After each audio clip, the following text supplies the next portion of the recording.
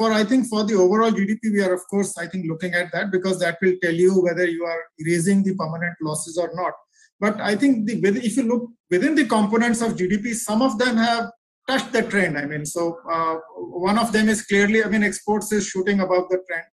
Second, I think the investments do.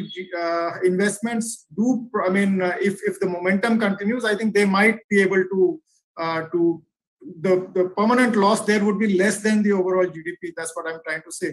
I think my worry is, I think on the contribution of consumption. I mean, consumption as a percentage of GDP falling is not a good sign. I mean, and I think it is partly reflecting the income dynamics that are at play. I think the richer people getting richer doesn't really push consumption up. I mean, it has to percolate down for private consumption to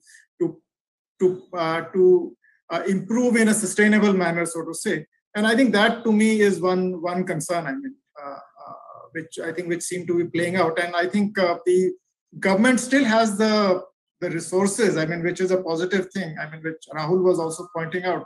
If you look at the revenue collections of the central government, they've already in the first 6 months they've already covered about 60% of what they're targeted, but their expenditures are below 50%. So they are holding these as the cash balances with RBI probably.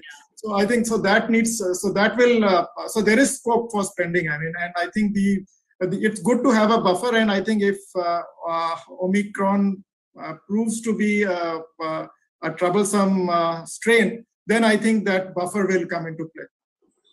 Rahul, what's your thought on the consumption data? You know, apart from what we're seeing in GDP, I think today there was data from Nielsen on the September quarter, and that was clearly showing that rural consumption has been weak. So clearly there is some pain emerging either from another reason on the rural side, or as Mr. Joshi was saying, from the income effect at the the bottom and the middle end of the pyramid. Yeah, so I think, obviously we only get GDP data from two aspects, by expenditure and by industry. We don't get to see it by sources of income, right? And from that perspective, the dislocations that are there, say within the corporate sector, within the public sector, and within the households, is clearly kind of playing through some of the expenditure data.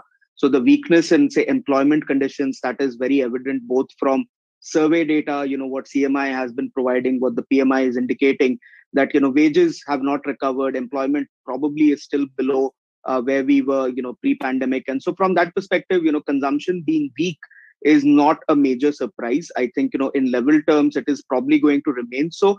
Now obviously for India, given the bulk of consumption, at least at a distributional level, is fairly necessary, and so discretionary consumption is where we are seeing some momentum. I think you will see some improvement, but some of the distributional aspect challenges are going to remain. What is also possibly interesting, and this is where I think what Dr. Joshi was saying comes into play, is that for private investment to pick up, right, and that probably adds at the margin to growth rates, right? When you think about contributions, we will need corporate profitability and corporate capacity to invest being high. Right. So with no credit growth, it is a concern. And I think that is something policymakers are looking at very closely. But at least from balance sheet standpoint, I think with the deleveraging cycle, probably somewhat behind us, the capacity to invest has gone up, but, intention to investment or invest is probably not where we really want it to be. But, if the recovery continues, maybe we'll get there sometime in the next 6 to 12 months.